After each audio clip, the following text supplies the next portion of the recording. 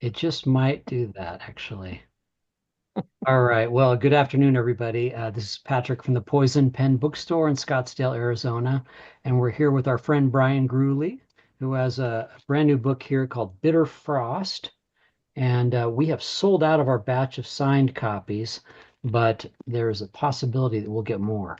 So if you have questions for Bryan, or you'd like to order one, I'll put a link in the comments field, and you can go ahead and submit your questions or order a book. And Barbara will bring me on screen towards the end of the hour, and I'll be happy to ask any of your questions.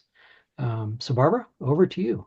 Thank you very much, Patrick. Let me just clarify that if you're happy to have an unsigned copy, you should say so, because it's not always easy to go back for a second batch of signed books. But you know what? The book will read just the same, whether Bryan has signed it or not. Bryan, if you could tilt your screen slightly, you sort of cut yourself off at the neck. Which way? This way? There, perfect, much Oh, better. Right. thank you. So I'm delighted to see you again. I mean, it's been Always good to some see you, time. Barbara. Remember we did an event here when you and Michael Connolly some years ago, and I've done, I think, 3 times there, and with me and Mike, great guy. We went to a terrific restaurant. I know it began with a V. that's right, called Virtue. That's it. Yep. But the best dinner I ever had there was when Rob, your husband, made dinner for my wife and I and my sister-in-law and her husband. Yes, And he's your a dog wonderful and cook. your dog Odin was eating the liver pate out in the I forgot about that. That's true. Odin has since gone to his reward, but he was, oh God, God bless I him. He know, was a but he great was a dog. lovely dog and he lived a very long life and obviously a very happy one, sort of like lapping up Yes. their I pate. remember I Yeah, remember Rob hearing the plate clicking in the next room going, bad dog. that's right. I And he forgot ran all out about there. that. That's so funny.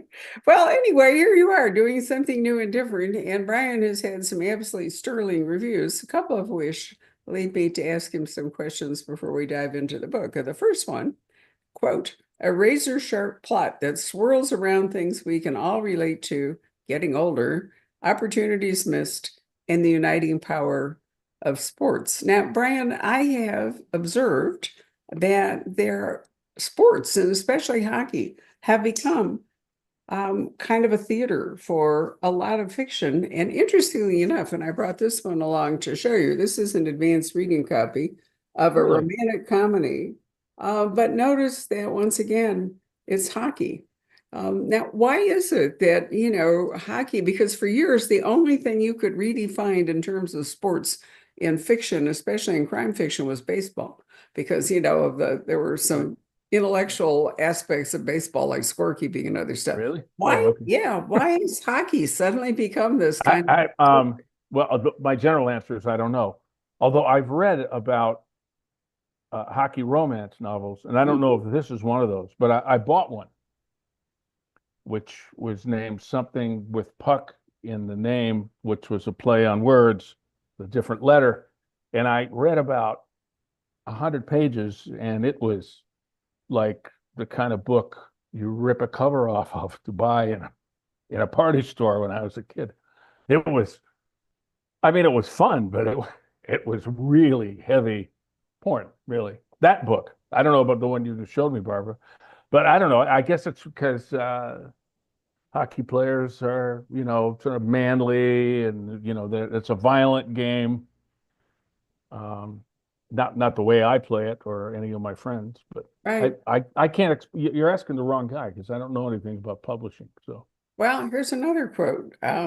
Bitter Frost reads like a terrific 7 game NHL playoff series. The ebbs and flows in the tense courtroom scenes mirror the drama of a game you can't stop watching, with lead changes and potential heartbreak up against a game clock that is winding down. So that part I think is all true, that, because it is um, a contest. You have two sides playing up against each other. Who yeah, will, yeah.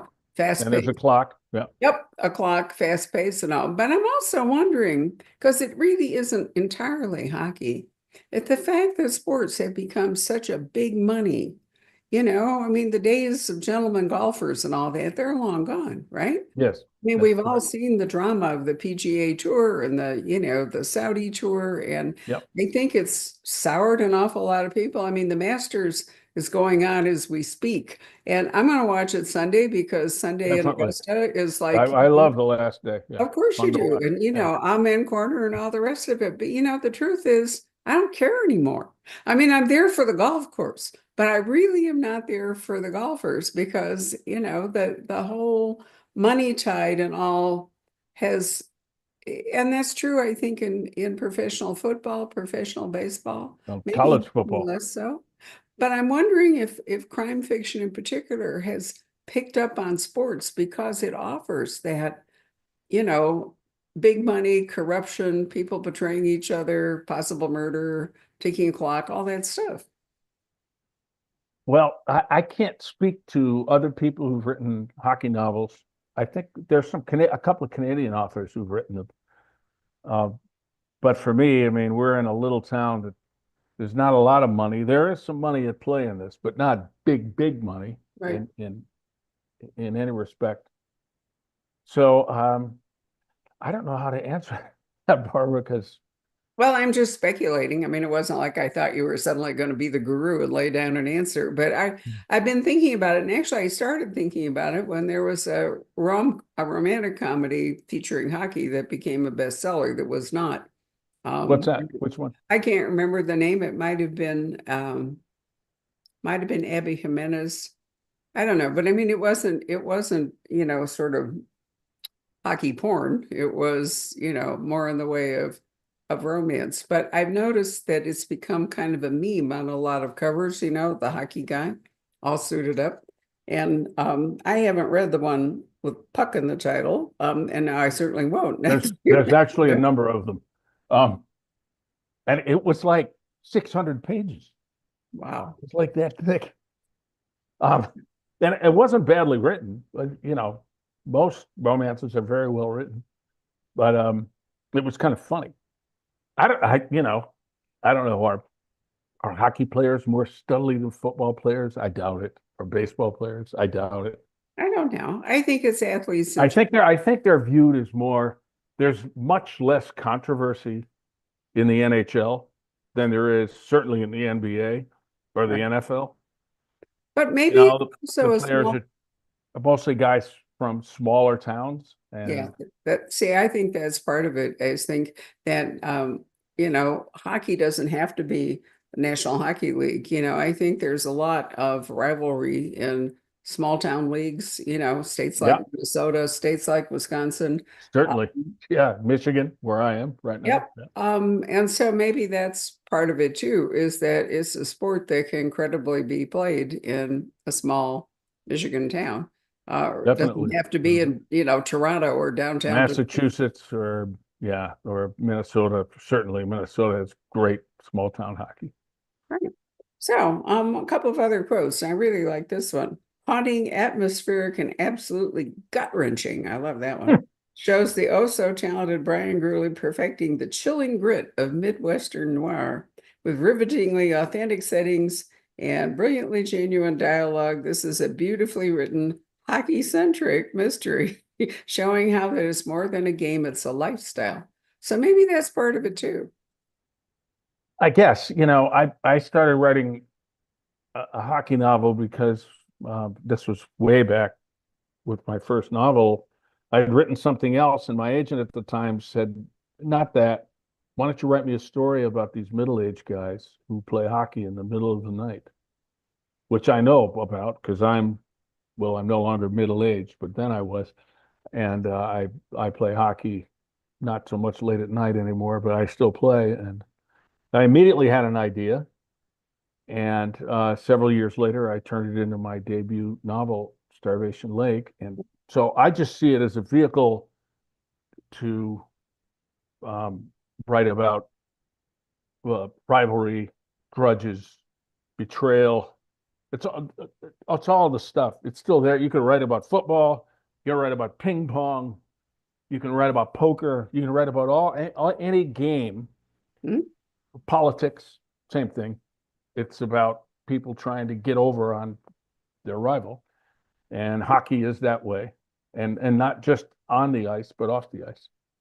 Well, this is in many ways kind of a legal thriller, but let's go back and remind everybody, if you haven't watched Bryan talking to us before, that he actually is a journalist by background. So when we met him, he was one of those, hardworking reporters, sort of like Michael Connelly, who was a crime reporter before he took to writing Right. the Harry Bosch series and then took off into other things. So when I met you with Starvation Lake, which is a wonderful book I still recall fondly, you were Thank in you. fact a journalist. I was. At that time, I was working for the Wall Street Journal. I was the bureau chief in Chicago. 2009 it came out. Yep, I was. So I felt then that you brought your skills as a journalist to writing fiction. And, is writing fiction, if you're a journalist, a satisfying way of telling a story your way rather than, the story the way it actually plays out? Well, yes. Not that it's necessarily more satisfying to tell it that way, Barbara. Um, both of them, I had a blast being a nonfiction guy for 41 years, and I was finally just done.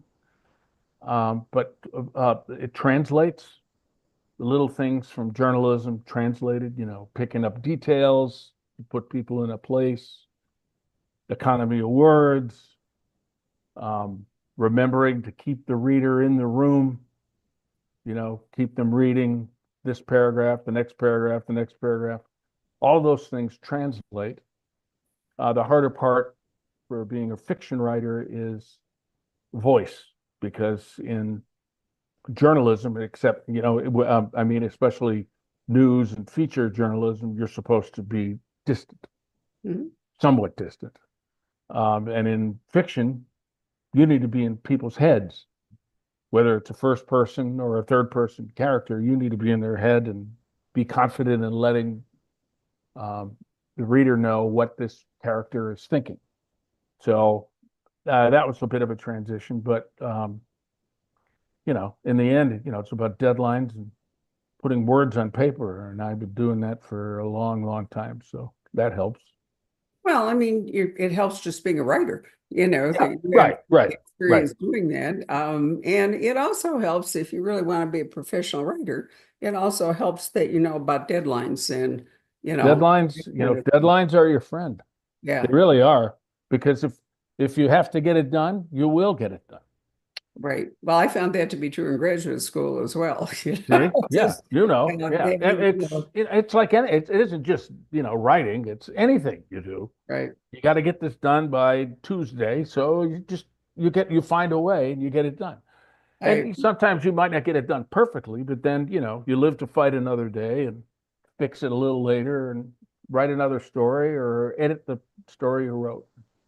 So Yeah. we are in Bitterfrost, Michigan, and it's actually the hockey player is our suspect here. He is a minor league hockey player, or was. His career Yeah, ended 13 years ago when he killed another player in a fight on the ice. So his, almost.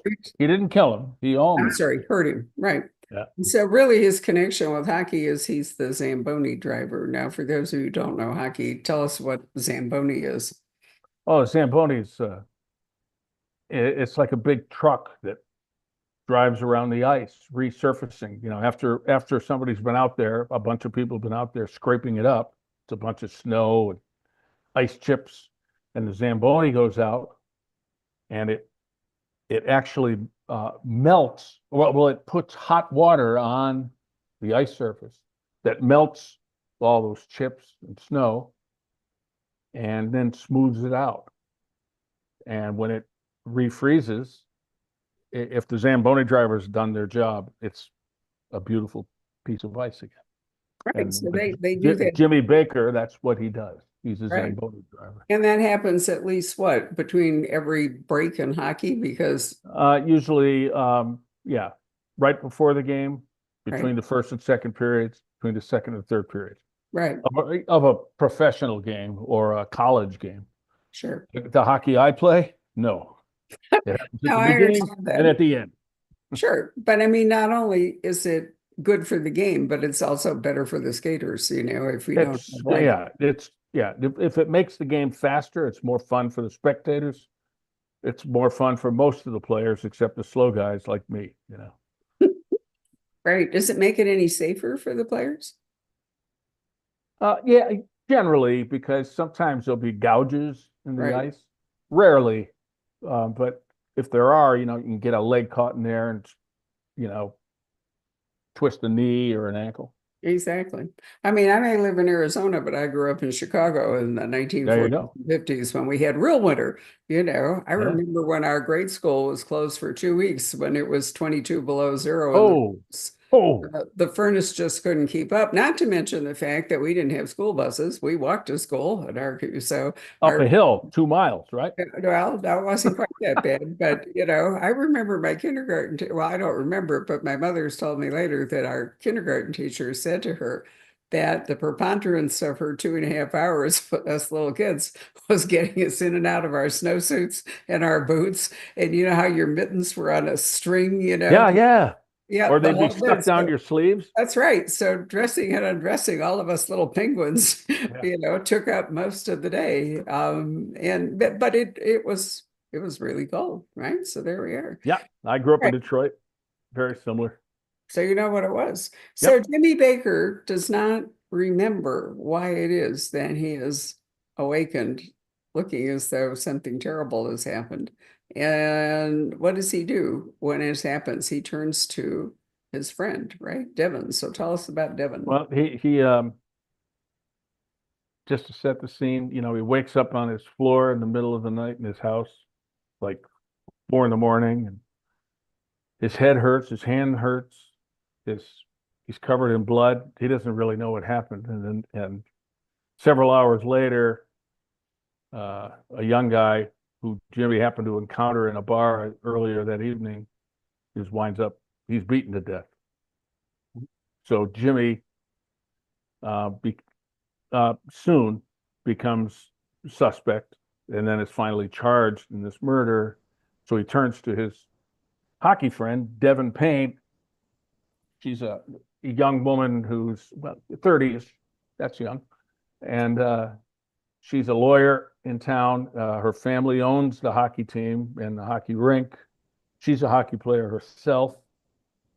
And she has a problem because her client, I can't really help her very much because he doesn't really know what happened. And except that he hopes he didn't do what he's accused of doing, but he knows from his past that he's capable of it. So that's a problem for both of them. Yep. And So we're off. yep, we're hour off. Okay, so attorneys do hire investigators. I mean, that actually might be the closest gumshoe work that most private eyes do Yeah. today is working for attorneys because lots of PIs today are doing like background checks and, Hmm. is the cool guy you met, swiping right and you meet him in the bar. Is he really who he says he is? That kind of thing. But, and especially in this case where Devon's client is of no use whatsoever because he has no memory of what happened, she is going to be forced to investigate what Yeah, really. it's a little town. There are no private investigators at a No, town like Biddeford. it's going to be her, right? Yeah, and she is, and she's pretty good at it, Yep. as it turns out. So, I mean, so it is a legal drama, it's a small town, whatever it is. But so we have a number of elements in the book. Brian's writing is so good that, he's Thank you. going to carry you along regardless of whether it's preposterous or not. But this is not I actually hope it's not preposterous. preposterous. Nope, not at all. So did you know when you started out, because this question comes up a lot about process and all, did you know the end game? Did you know what you were writing towards all along, or did you just kind of set up this whole scenario and then write along to see what happened? I, Barbara, I wish I knew. I wish I know. I'm working on the sequel. I don't know. I'm three-quarters done, and I don't know how it's going to end. So certainly, when I started Bitterfrost, I knew Jimmy had this encounter. He got in trouble, and then I'm like, okay, here we go. And it just kind of, I figure it out as I go.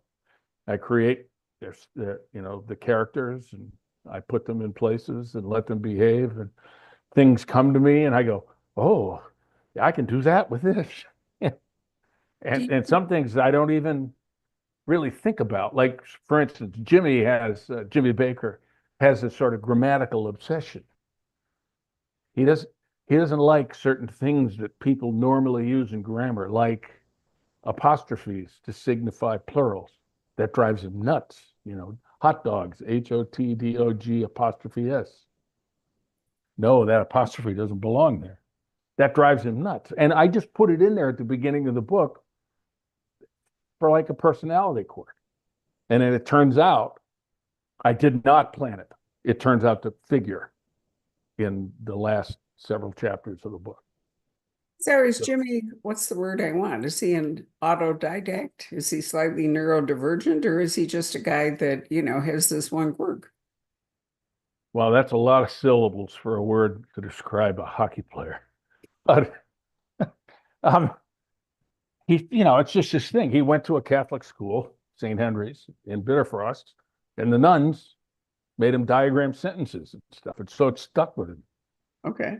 A little fear of Sister Cordelia. I had a Sister Cordelia myself in fourth grade. Right. So it just becomes part of him. And I'm sure at the beginning, the readers will think, well, that's kind of a nice little quirk and everything. And then later, you find out it actually matters. But did not plan that. And there's all sorts of other things I could point to in the last 10 chapters that I didn't plan earlier. I wish, like Jess Lurie, she does every scene she plots, all of them, the whole book. And me, I'm like, I get the first two, and then I'm going to wing it from here. So, But why would you want to do it any differently if you're having a good time and the end product is good? Why would well, you change it? it's a little stressful. But you raise a good point. If I'm surprised, I assume the reader will be surprised, as long as it's an earned surprise, not just something out of nowhere. On the other hand, having been a journalist where I wrote long stories, not as long as a novel, but long narratives, I always knew the ending, and I knew everything that happened in between. So I make these chronologies, elaborate chronologies, and then pick pieces out of the chronologies and put them into my story. And it was fun to do because I knew, but now I'm just winging it. And it's fun too, but it's just a different way. And it's a little more high wire walking. But what do they call? I guess I'm a pantser. Is that what that is? Well, yeah, that's Plotters, pantsers, and I envy the plotters. I wish I could just have a big map and say, okay, I just have to do this, but I just can't do it. So I do what I do. And right now, like the last couple of days, I've seen some light. I'm like, oh, there's this thing that happened. I can like, oh, this will work here and that'll work there. That doesn't mean I'm all, 3 days from now, I'll be like, oh my God, what a mess. But eventually I'll get there. well, as long as you know that, I mean, if this is your creative process, live with it because it's Yeah. working pretty Or I well. won't get there. And then what's the big deal? A couple Well, million dollars.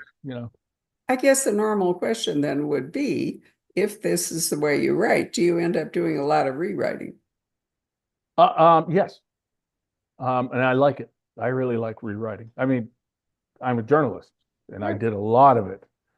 And I like every now and then I'll just print out 3 chapters and then I take a pencil, and mark them up.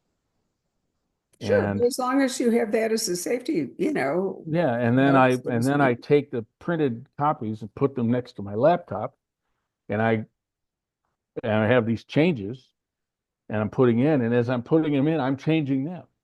So it's like a double edit. And when I'm done with the first draft of this next book, just like with Bitterfrost, I'm gonna go to Kinko's and have it bound and printed. So I'll have this like book, but it's huge, and it costs about $100, but it's worth it. And then I go through that and mark the whole thing up, and then put it in. And because now you can see like the Tralfamadorians in Slaughterhouse-Five, you could see the whole world, you know. You can't really do it when you're going chapter, chapter, chapter. When you get the whole thing, and then you can go, oh, that should go there. Move this, get rid of that, you know. And the And lucky then thing is that computers let you do that. I was handicapped for years when I was young writing, but I have terrible handwriting. And I do too. Yeah. so that was part of the problem. But the thing is that you couldn't really, I typed my way through my second master's degree at Northwestern. I was a chemical engineering department secretary. And I had to use a Selectric typewriter, and that was when you put like all the Greek keys, for all the symbols and equations and everything. You had to stick them in Holy by cow. hand. I know it. I got horrible bursitis in my shoulder, but my point is, if you screwed it up, you had to start over. Where, today you can move paragraphs around, you could move Yeah. chapters around, you could rewrite sentences. It's not laborious. I don't know how I could write a book without the search function. The search mm, function is the most important function on a laptop to me because I'll be thinking, okay, this character is doing this now. Well, but it reaches back like something I wrote 3 months ago. And I have a pretty good memory, so I could remember one little piece of that chapter. So I put in that phrase, and I might get 5 results, but then I just go through the 5 and boom, there it is. How somebody who writes longhand, I think Dennis Lehane still does longhand, There are right? a number of authors that do. P.D. James wrote all of her books in longhand, and Yeah, then, but she didn't have a choice. well, no, eventually she hired somebody, as she would say, to input it into her computer. But here's the Yeah. thing, too, Brian, think about it. You read differently if you're holding a piece of paper reading type than you do if you're looking at a screen. Well, true, but that's why I print it out. Right. No, I It understand. But I it mean, I think it it that's, it, it looks physically looks different Mhm. um, to me. And when I was a journalist, I used to take my stories, and there's this little trick you can do with Word where you can vary the width of what you've written. And I would print it out and vary the width because it changes the way you see it. And then you see those widows. You know what a widow is, right? It's like when two words are stuck at the end of the graph. So you'd see a widow and go, I can find a way to cut that. Mhm. Even though I don't know that's the way it's going to show up in the Wall Street Journal or Business Week. I would go in and go, I'm going to get rid of that widow and find ways to cut 2 or 3 words, and usually when you're cutting words, it's getting better. So I do the similar things with novels. Well, that's really true. I mean, that old line about, I would have write shorter if I'd had more time Yeah, is that's right. Hemingway. Yeah. totally true, though. Yeah. I mean, it's very hard when you're in a hurry to, um, you know, use your words in the most efficient way Yeah. possible without losing That the. haiku thing. Yeah. It's So a, you're in a small town, Bitterfrost in Michigan. You're right. writing a sequel. Are you going to plausibly be able to have another crime occur in Bitterfrost, Michigan? Well, why not?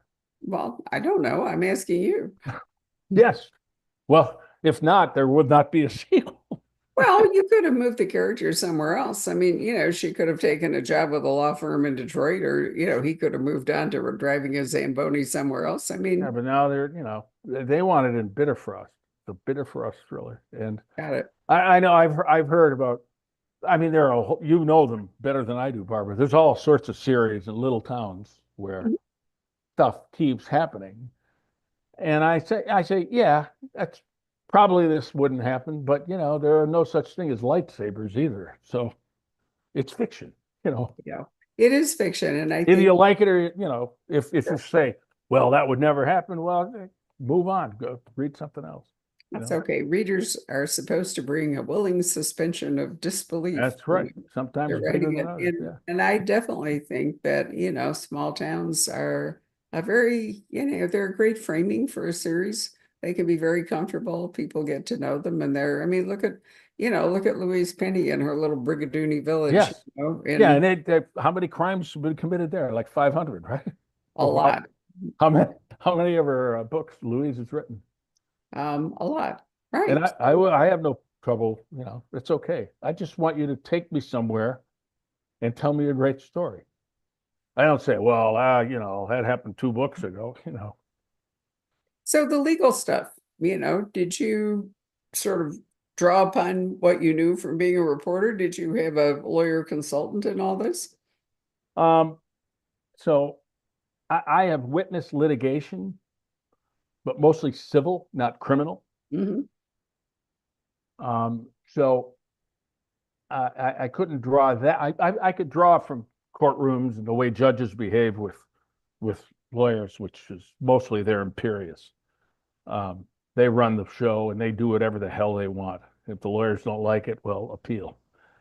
But I did have a great advisor on this, Ron Varga, who is a criminal defense attorney in Petoskey, which is about an hour north of where my wife Pam and I live in Traverse City, Michigan. And Ron, I had never met before and immediately started answering my questions via email. He was a mutual acquaintance. And so I made him a character. He's a minor character in the book, but he's an important character. All characters should be important, right? At some level. And he was awesome. And he read the manuscript. And basically, he was the guy who said, "No, you can't do that, but that's fine." And I did some reading. I read some case law on a couple of particular things. I forget what. And TV, TV is an awesome teacher of Sure. court, And I mean, courtroom stuff. I do think if you're venturing into a professional arena, mystery fans in particular, because they're critical readers, they do want to, have you get at least the big stuff right, even if you Yeah, I haven't, surprisingly, I thought I would get, and maybe I still will, it's early, get some, that would never happen. Or there's no way a lawyer would do that. There's no way a judge would do that. So far, knock on marble, I haven't. But with my first book, Starvation Lake, I got a review headlined "Random Suspenseless Trash." It's about 1,000 words on Amazon. I'm like, man, this guy, he doesn't have enough to do. And he just tore me to pieces on legal stuff. And mostly when I read it, I'm like, you're just wrong. This happened. This actually happened in the real world. right. But I told my wife, that's a cool headline. That would make a great T-shirt. And at Christmas that year, I got a black T-shirt that said "Random Suspenseless Trash." So I still have that. It's a great, Love great it. T-shirt. Remind me, because it's been some time since we talked. How many books did you write with Starvation Lake as a background? Was it three, Three, four? three. It A was, trilogy. Yeah, yeah, it okay. turned out that way. And then you've had kind of a break. So is it? Well, I wrote 2 books with Thomas and Mercer, Bleak Harbor, which is a town in southwestern Michigan. Right. And then I had a break. Well, I actually wrote a whole novel, and my agent didn't like it, and then I wrote Bitterfrost, and here we are. Here you are. So now that you're retired, this is something you can really devote yourself to. Hmm? Yes, I am quite busy. The social media thing, wow, you know.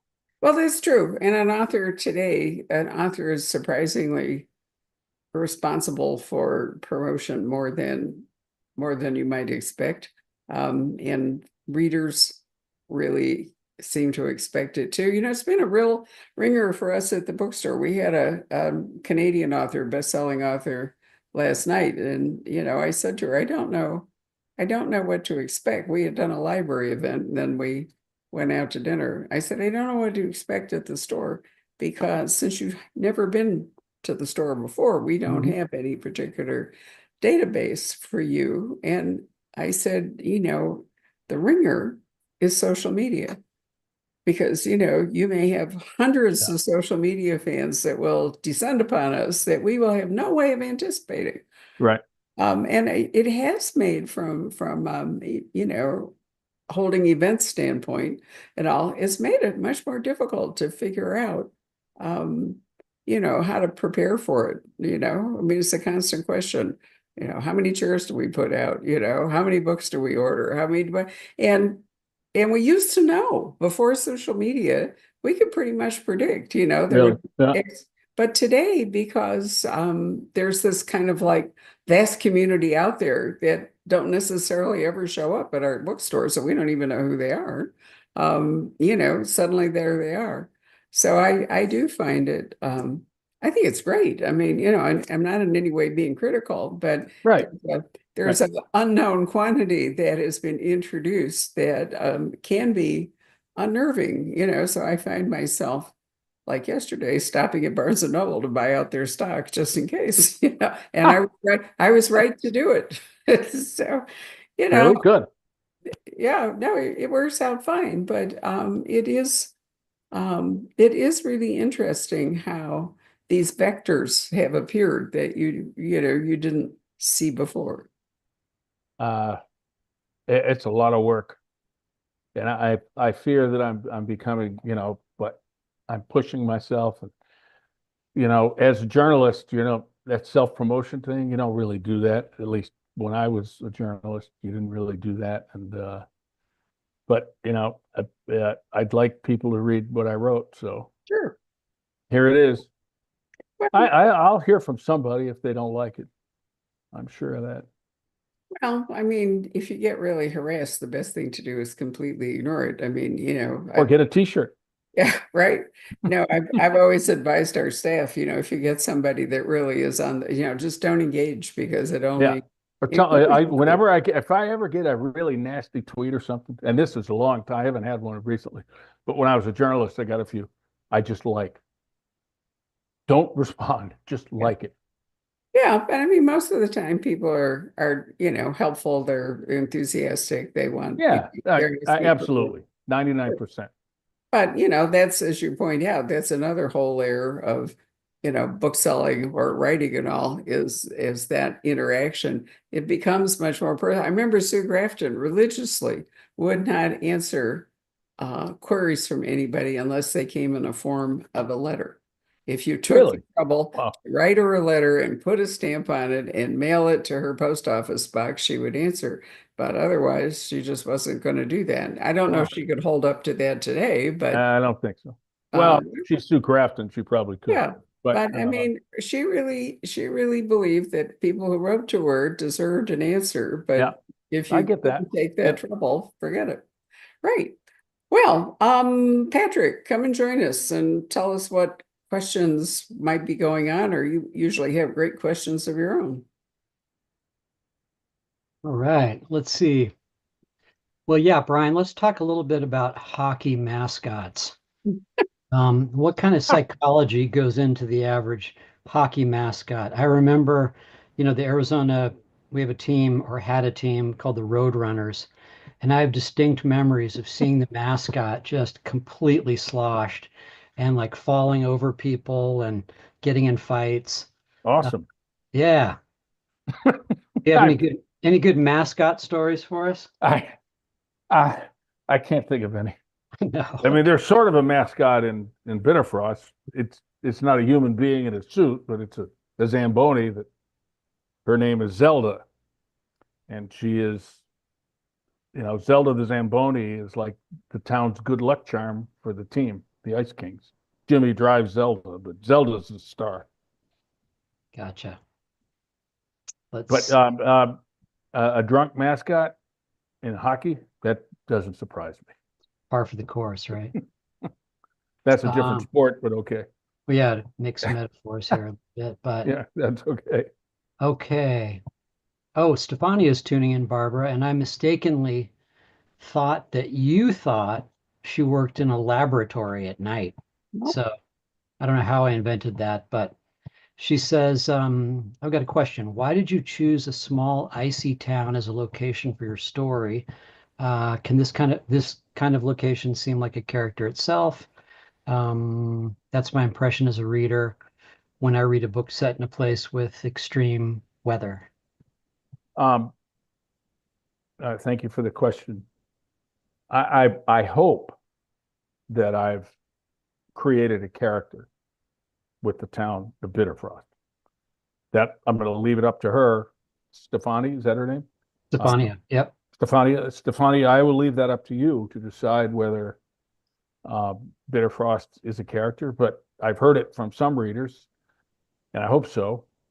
I mean, I just I picked Bitter Frost partly because my agent told me, pick a really cold place in northern Michigan and write about it. And I don't remember how I got that name, but I was like trolling through Finnish words for some reason because the Finns did some lumber work or timber work, excuse me, in Michigan back in the 1800s, and somehow I came up with Bitterfrost, and I like the little town, Starvation Lake. My first three novels, little town. Bleak Harbor is a smaller town in a different part of Michigan because the canvas is small. There's a little challenge in that you can't just have a character walk into a diner and be anonymous. Everybody knows them. So it's a challenge and it's also an opportunity. And I like little towns. I wrote about a lot of them. I wrote a lot of stories from little towns when I was at the Wall Street Journal in particular. And so I always found that the big issue I went there to write about wasn't the story. The story was small p politics, rivalries, grudges, betrayals, etc. Personal relationships, and little towns can be very personal. I hope I answered your question, Stefania. Yeah, I think the reason you're choosing these communities, it's where you're from, it's where you Yeah. live. So. Yeah. Well, I grew up in a suburb of Detroit, but Okay. I used to, my mom and dad bought a place in northern Michigan, northern lower Michigan, when I was a kid, and spent a lot of time up there. And then I worked at a little paper up there and traveled around a lot up there. And it just kind of came to me naturally. And that's where I live now. But, we just moved here a year ago, but it's a beautiful part of the country as well. Right. There's a question that's come in about, you said you play hockey yourself. Yeah. What kind of injuries have you sustained over the years? From hockey? Yeah, anything Um, serious? Nothing terribly serious. I've been cut a few times. Once under, I think it was this eye. Once here. I once I was skating behind the net and a guy tripped me and I fell with my extended arm right into the crotch of the boards. And when I got up on my knees, this arm was right here, right down the middle of my chest. And I just looked at it and poof, put it back in, which was good. It was dislocated, but the quicker you get it back in, the better. I separated a shoulder. That's really the only ones I can really. Oh, well, I did. I actually broke my neck when I was 16 years old. I went flying into the boards head first, and I didn't go to the hospital. I didn't get X-rays. I probably had a concussion. And in years, like a couple of years ago, I've had a lot of like just neck pain. I went to see a spine guy, and he looked at my X-rays and he goes, "Oh, you broke your neck, vertebrae 4 and 5," and I thought, wow, I'm a badass, 'cause I was back on the ice in like 3 weeks. I had a broken neck. So I guess that, I didn't think of that. And I had a couple of concussions, but nobody did it. It just was the 70s. Right. Like once I woke up on the bench at the end of a game and my coach said, "Hey, Gruley, are you coming in to the dressing room?" I was sitting there all by myself and I didn't even know I was there. I'd played the whole third period. I had no recollection of it. So I must have had a concussion. Definitely. Yeah. So, but nothing that, disabled me for several months or anything. Just a broken neck, no big deal. We're Yeah. it sounds like you've had quite a few injuries, actually. No, not that many. Um, let's see. And Renee asks, Brian, did you play with a helmet on?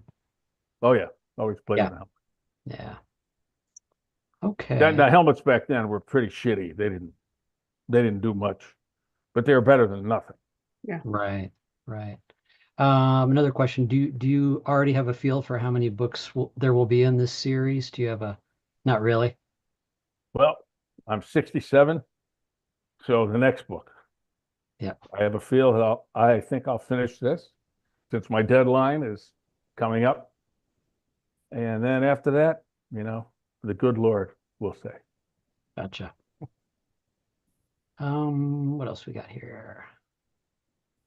Yeah, quite a lot of people watching. It's nice. Great. Commenting. 6 million. 5, 6 million. Sure. Some people in the earlier at the beginning of the conversation were weighing in about typewriters and what Barbara was saying about Oh, yeah. typewriters. I Yeah. started on a typewriter when I was at my very first newspaper job. This would be 1979. The Brighton Argus suburb, well, not a suburb, but like it's a suburb now, but rural outside Detroit. I started on a typewriter, and then about 6 weeks in, we got these clunky computers. But that was that. I was done with typewriters then. So was the newsroom deafening? I can just, Well, it was a tiny newsroom, it's like okay. 4 of us. So no. No. But Okay. it would have been, I think, in a, much bigger newsroom where there were Oh lots. yeah, if a few years later, I was at the Detroit News, and even that was really noisy, even though we all had, laptops, or not laptops, excuse me, just desktops, and that clacking hmm still noisy. But I kind of liked all that. It's good for me now because I can write anywhere. Noise doesn't. I'm used to that. Mm.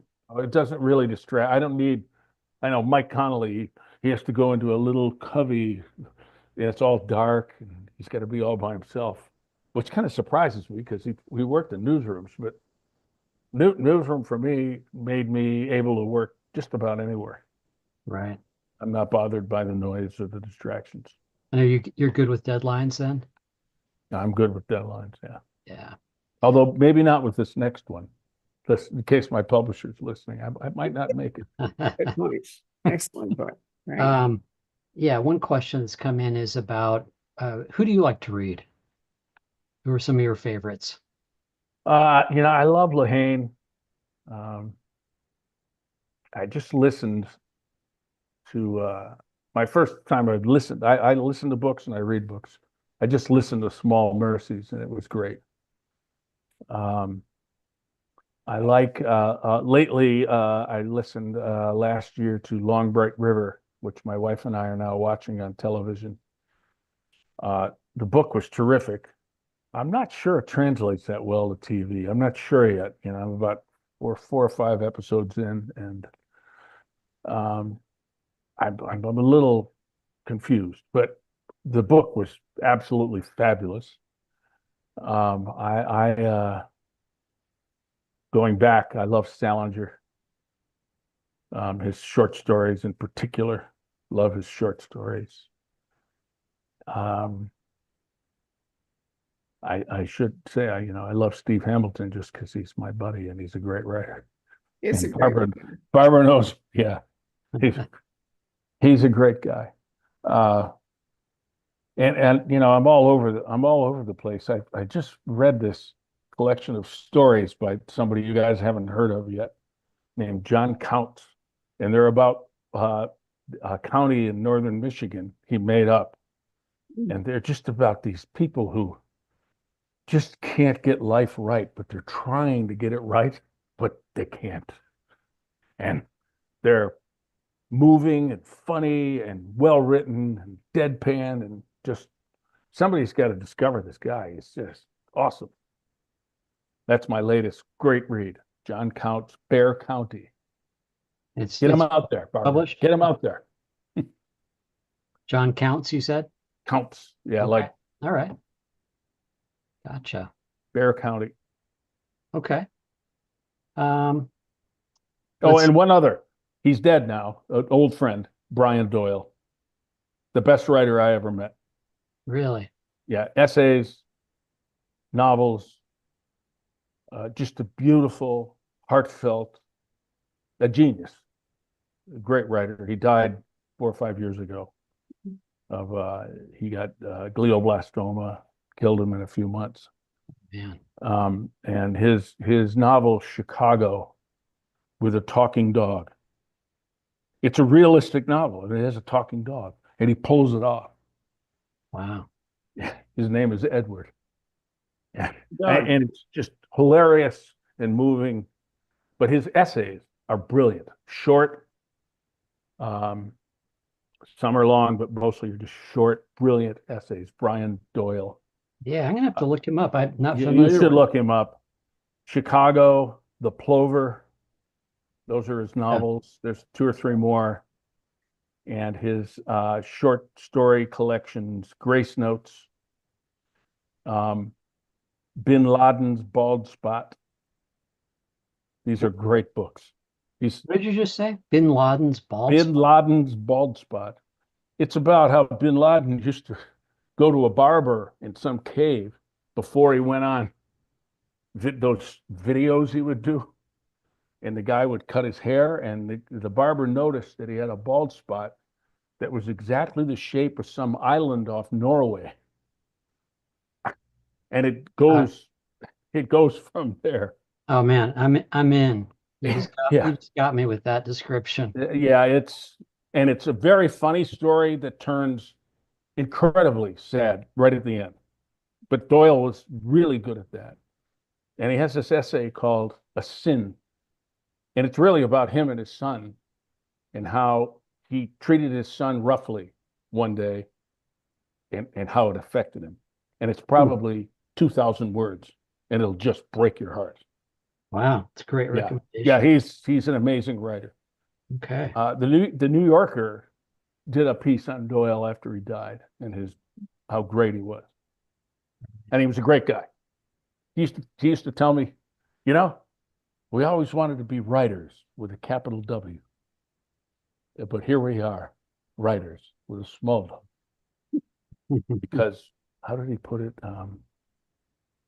We carpentered our way to all these words. That's great. He's a great guy. Very great choice of verb. Yeah, tremendous. Yeah, he did that. He had all these words he loved. Muddle. Yeah, muddle, I think, was one of his favorite words. He loved that word.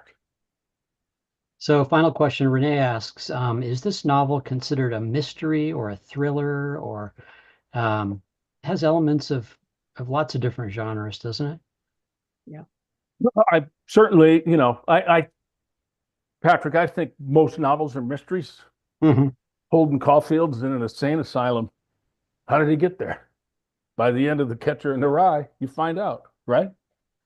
Maybe I'm being a little specious with that, but most novels are mysteries. They pose questions that you're going to get answered. I guess it's a little closer to thriller, but it's also a legal thing. But mostly I think of it as a character study. Jimmy and Devin, and then we haven't mentioned him, but the detective Garth Klimek is, to me, he was a fascinating guy. And he has the most difficult decision in the book to make. Right. You going to bring him back? Garth Klimek, did you say? Garth Klimek. Klimek, great name. You want to hear how he got his last name? Yes, I do. Okay. So the story in this book is Jimmy Baker, our protagonist, encounters, he's in a bar. He goes to this bar every night after working. He has one highball. For the younger readers or listeners, a highball is whiskey with 7-Up. And Jimmy has one highball, but these two knuckleheads are in there, these young guys from downstate, the Detroit area. They're drunk. They're hassling the bartender. And Jimmy tries to intervene gently. And next thing you know, he's laying on his kitchen floor. Can't remember what happened. And then one of the guys ends up beaten to death. And then they find the other guy a few days later. And the detective assigned to this is Garth Klimek. Well, partly this is inspired by something that happened in Michigan, 1985, I believe. A similar setup. These two knuckleheads came into a bar in Mayo, Michigan, drunk as hell, hassling the barmaid, and they disappeared. Bodies were never found. And it took 17 or 18 years for a detective with the state police to solve this crime, because he found an eyewitness in some other state, and her name was Barbara Klimek. So I just took Klimek, and of course I'd call him Garth, right? That Goes just popped without into saying. I That, just popped into my head. yeah. Well, that's a nice kind of a little nod to local history. Yeah, I hope so. Yeah. Yeah. Miles a little late, a couple hours from here. But yeah, it's northern Michigan. All right. Well, let me see. I think that's about it, Barbara. Yeah. Well, Brian, it's really wonderful to see you again, You talk to you too, again. Barbara. And thank you, Patrick. I'm delighted that Bitter Frost has come out, and your new publisher is actually based in England. And so Right. it's going to be international sales for your books because Oh, yeah. yeah, Awesome. because they have that kind of reach. And I think it's wonderful that your books will probably find a wider audience all over. I hope so. Yeah, I hope so too. Well, we're delighted, and I will look forward to hearing from you about the sequel because, Bitter Frost is just a really wonderful book. As Thank you. Patrick said, we are sold out of our autographed copies, so you can order a unsigned copy, but if you order enough unsigned copies, maybe we can figure out a way to turn them into signed copies. We'll have to figure that out. All right, so I'd good like night, that. everybody. I'm Thank happy to you. sign copies, Barbara. Thank you very much. Thank you all for joining us. Appreciate it. Have a wonderful weekend. Thanks. You bet. Bye. Take care, Brian. Good to see you.